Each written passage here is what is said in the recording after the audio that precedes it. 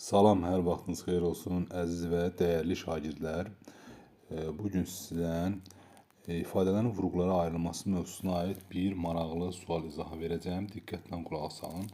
Sualımız gördüyünüz kimi elədir ki, A üstələci 5-ə bərabərdir, B və A fərqi isə -3-ə bərabərdir. Bizdən verilmiş aşağıdakı, yəni ifadənin nəyini soruşur? Qiymətini tapmağımız soruşur. Daha doğrusu tələb edir. Demək, belə eləyək. Biz ilk öncə nə edək? Verilmiş həmin aşağıdakı ifadəni, yəni A kvadrat çıxaq AB üstəlik AC çıxaq BC üstəlik 10-u sadələşdirək. Vurğularını ayıraq. Olduğu kimi qeyd eləyək. A kvadratı çıxılsın AB üstə gələk AC çıxılsın BC üstə gələk 10 bərabərdir. Bunlardan ikisini bir qruplaşdıraq. Qruplaşdırılmış hər iki ifadədən birinci ifadədən A-nı çıxarsam mötərizə xaricinə qalacaq nə? A çıxılsın B qalacaq. Düzdür? Bəli, düzdür. İkincidən isə C-ni çıxarsam mötərizə xaricinə nə qalacaq? A çıxılsın B qalacaq. Üstə gələk 10. Bunların hər ikisinin ortağı nə var? Müəllim, A çıxaq B var. Bəli, düzdür. A çıxaq B var.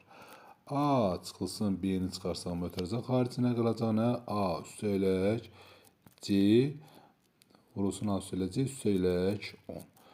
Aşağıda baxırıq. A çıxaq B, A üstə gələk C. Mənə A üstə gələk C-nin qiymətini verib 5. B çıxaq A-nın qiymətini verib 3. Buraya yazaq. Məsələn, A üstə gələk C-ni verin mənə 5, köməkli edin mənə. Amma B çıxaq A-nı bizə -3 verib. Düzdürmü? Amma məndə nə var? Mənə lazımdır A çıxaq B. Bunu verim nə? -3.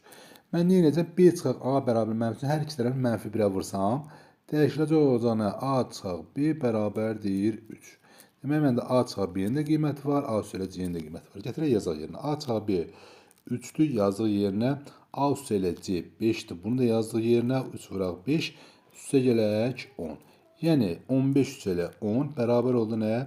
Bərabər oldu 25-ə. Cavab oldu C bəndi. İnanıram ki, hamıya aydın oldu. Belə, sağ olun, salamat qalın.